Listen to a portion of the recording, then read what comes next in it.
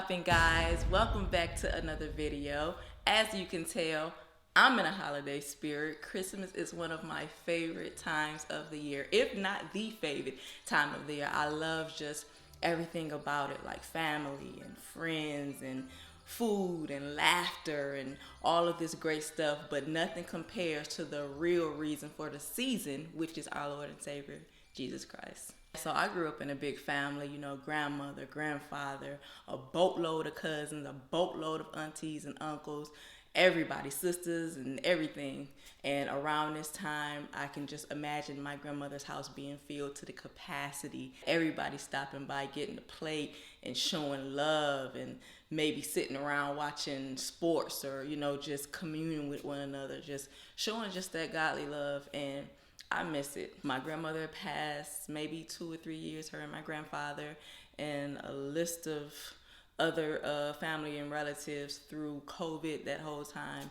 You know, when it haven't been the same, but those that are remaining, we try to keep that going and, you know, keep it flowing the best way we can. But as I stated before, Christmas is my favorite time of the year. But I remember a time that it was not so great. And I'm gonna share this little story time with you. Those that are familiar with me from my husband and I's main channel, I've elaborated on this story, but I didn't get truly in depth behind, I feel, the faith shift that came along with this story. And I really love to share it with you guys. I was about maybe 11 years old, going on 12. And I stayed in like an area where everybody knew everybody. It was like, to us, a small community. That's why I call it. It's like a community because our mothers went to school with our friends' mothers, and grandfathers maybe worked at the same factory as the other grandfathers, and the grandmothers probably taught at the same school. So it's like we were very familiar with one another, you know. So it was pretty much like a little small village, if you will. But I grew up across the street with some of my friends, the neighborhood friends. We had a love-hate relationship growing up. It was like 1 minute we're friends, next minute we're not. Oh, you put my bike on the flat, I'm not talking to you no more. Or you like the same boy that I like, and stuff like that. Just, you know, little childish, little, you know, antics and stuff. But we would get right back friends with each other. It was maybe 6 of them, but maybe 3 or 4 of them was in our age range, and the others were like, you know, pretty small children. So I remember it was 2 days after Christmas. I stayed down the street from my grandmother, so I was back and forth, going down there, going home, you know, back and forth or whatever. So my cousin and I, we were walking towards my house or whatever, and I seen 2 of the kids. They were out there maybe playing with like a remote control car, like trying to fix it or whatever. And I saw them, they spoke, like, hey y'all. I went in the house, and I think I don't think we came back out that day. My cousin ended up spending the night at my house, and I woke up to my mother pacing the floor. I'm like, what is she doing? Like, you know, it's about 4, 5 in the morning. Like, are you okay? And I asked her, I said, what's going on? And she was like, she's hearing screaming. Like, she hears screams. Like, what? So she went to the front door and kind of like looked out the window, and she seen our neighbor's house engulfed in flames. So when she hollered, you know, the house is on fire, I flipped out of the bed, ran to the front door. I opened it, and you could just feel the heat just, I'm like, OMG. The heat rush. Remind you, they're across the street, but I can feel the heat. Like, I can feel the heat. And it was so much smoke, it was black, and you just seen fire. It was pretty much fire, just filled, just red, just orange, bright, just light, just fire. I'm like, oh Lord, oh Lord. So I proceeded to run down the street to my grandmother's house and alerted them like, hey, you know, their house is on fire, their house is on fire. So, you know, they got up and ran out, so we all running back towards the house.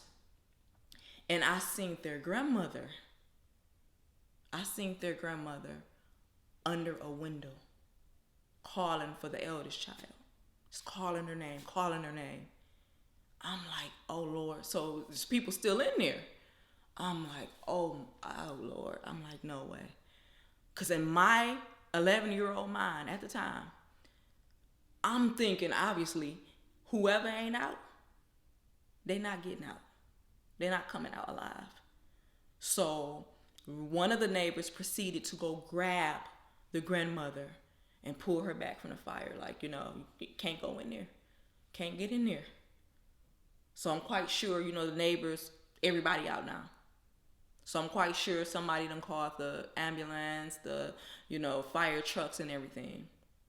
But it just seemed like it was taking forever. It seemed like it was taking forever. So they pulled the grandmother from the house. I seen the second oldest granddaughter. She was sitting on our porch. I'm like, okay, she's out.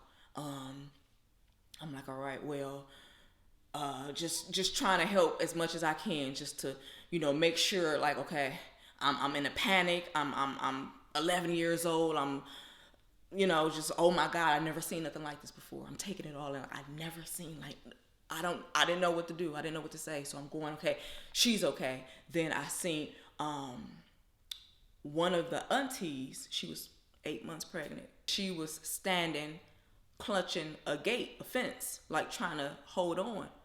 She had a white nightgown, long shirt on, and blood was everywhere. I'm like, oh my God, Lord, Lord, Lord. And the other auntie, she had asthma really, really bad. So they truly had to, like, get her away from the fire. And I think my grandmother, them took her down to their house and had her sitting in there because she couldn't be around the smoke because it was bad. By then, the ambulance came and the emergency truck came, and they proceeded to try to put out the fire. However, when they tried to put out the fire, the hydrants wasn't working properly. So they going to different hydrants trying to, find water, like running water.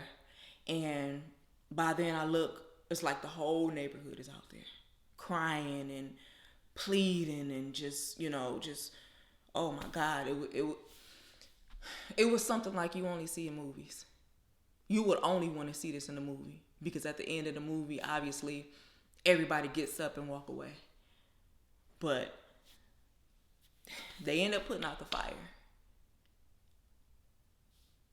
And after they put out the fire,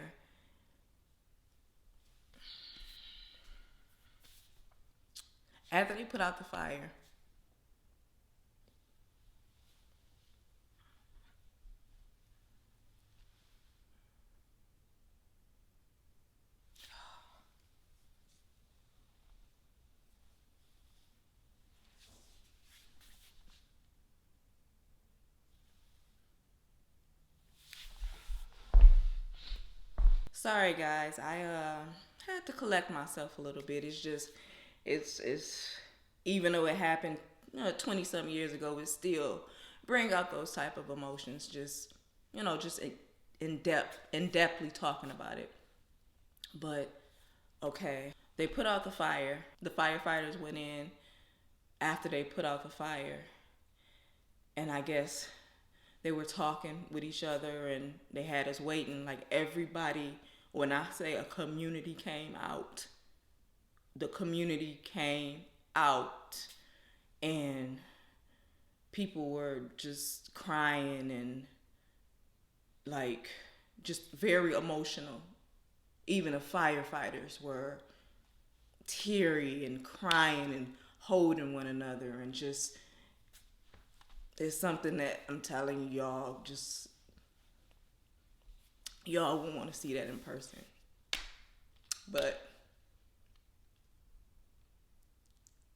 5 kids died in that fire that day. Ages ranging from maybe 11, and the youngest was 2. They began to bring the bodies out. First body, I'm assuming, was the oldest because it was the biggest. And they had a towel wrapped around the bag. And later I found out because the face was burned so bad. So they, I guess to cool it off, put the towel over it. The second body's bag, the second one they brought out, it was I'm assuming two of them was together because it was big. It was like bulky, and it looked like maybe, they were holding each other, two of them, and they brought the next body out.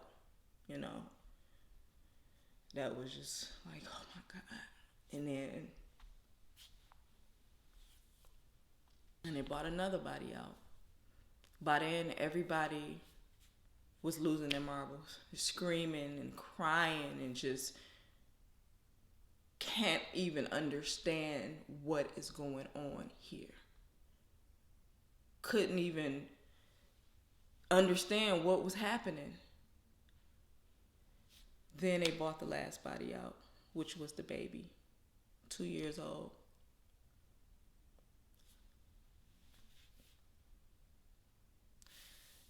She was so little when they brought that bag out. It was like a newborn. That's how small that bag was. And the people, the firefighters were, oh my God, unconsolable. Unconsolable. Unconsolable. And,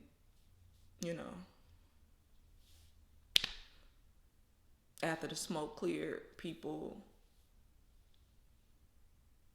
were bringing by like teddy bears and, setting up a memorial for the house, and we're setting up a memorial, taking pictures of the house. News people was on all the news stations everywhere, all over the news. And that's not even the worst part. The worst part is that their mother was in the hospital giving birth to another baby. And she found out that way. That all of her children was deceased, except for one.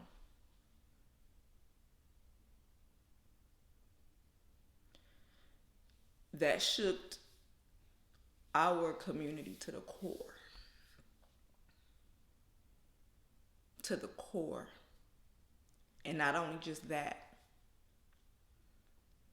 after the Christmas vacation, we had to go back to school.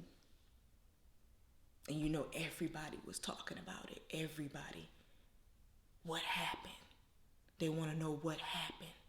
The teachers, just inconsiderate, putting their own theories as into what happened. Oh, they could have been saved.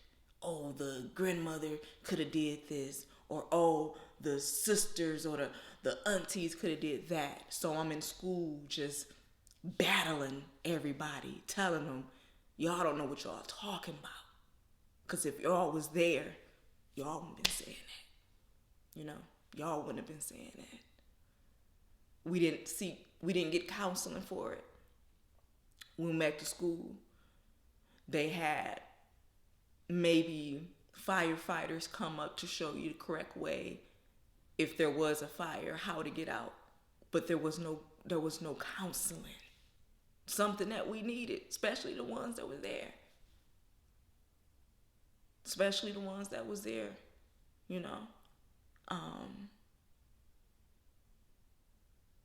Obviously the funeral came around. I think it was maybe January the 5th, 4th, or something like that. I didn't attend the funeral, but I was told that all the caskets was closed, obviously, but the memorial was beautiful. Everybody came out. People that didn't even know him poured in support financially, just prayers, everything, just, helping the family out. And like I said, that shaped a lot, especially It's like, how do you come back from that? How do you come back from How do you come back from that? You 11 years old. You don't know how to verbally express how you really feeling. And, you know, like I said, I had people obviously in the family pass away. And, you know, it hurt. But not to the degree it is. Me thinking in my 11-year-old mind, we kids, we gonna live to be 100. Before they passed away, we were making plans. Like, oh, when we get 16, we should have our car by then. You know, get jobs, babysitting, and, you know, just planning life. Not knowing theirs were going to be cut short, you know, pretty soon. All these plans we made, you know. And it kind of shook my faith. Because now it's like, okay, God, why would you do that? They kids. They kids. Didn't even have a chance. Couldn't even graduate. Couldn't even get married. Couldn't even like truly live life. Like, why would you do that? It's like after that, it's like your anxiety kicks in because now every 5 minutes you checking the stove, making sure ain't nothing on, you ain't leaving no eyes on and no candles lit, making sure, you know, ain't no lighters in the house just in case the kids get hold to it and want to, you know. I dealt with this in kindergarten. I remember same thing happened to a classmate in kindergarten. Playing with fire under the bed, lit the bed on fire. And he passed away. My faith, I began to just go deeper in it. I was very curious about God. Like, what's going on? Like, Lord, like, just trying to figure out how is he operating? How do you let this happen? And I remember for a long time, just like, how do you let this happen? And I think that following summer, we would probably be bike riding or going, you know, to the school to play basketball or play with the other kids, meet up at the school and stuff like that. And I remember sitting on the porch one Sunday. I know it sounds funny, but just waiting for him. Like, I'm looking like, you know, where y'all at? Just waiting for him and stuff. And it's like after then, I started really like going to church, and I got baptized at 12. And just really wanted to see God more, to get an understanding. Like, I feel that triggered me to want to know more about him. It's like that jump started and jump kicked my curiosity towards him, wanting to know more, wanting to know him, you know. Me thinking, we kids, we gonna have a lifetime to live, and just seeing that their life getting cut short, like in the manner that it did, I don't have as much time as I think I do, you know. So I would want to be prepared, you know. And after they pass, I would have dreams about them. They'll come to me in dreams. I remember one of them came and said, it's fun where I'm at. Like, don't worry about, you know, we having fun where we at, you know. And that kind of made me smile a little bit, because it's like, wow, to all people, you would visit me, you know, and tell me that, and just assure, like, I'm okay. You know, that was their way of saying I'm okay. That was my, I guess, holiday moment that kind of changed the way that I look at life and faith and, you know, just cherishing life more. Although it was a tragic, you know, a tragedy, a travesty that happened in life, I use it as a blessing because, you know, we shared the little time that we did have. And like I say, still to this day, I cherish it. So, and if you can, please leave me a big fat like, thumbs up, and make sure you guys subscribe to the channel if you have not already. And I pray that you guys have a blessed and Merry Christmas. I'll see you guys in the next video.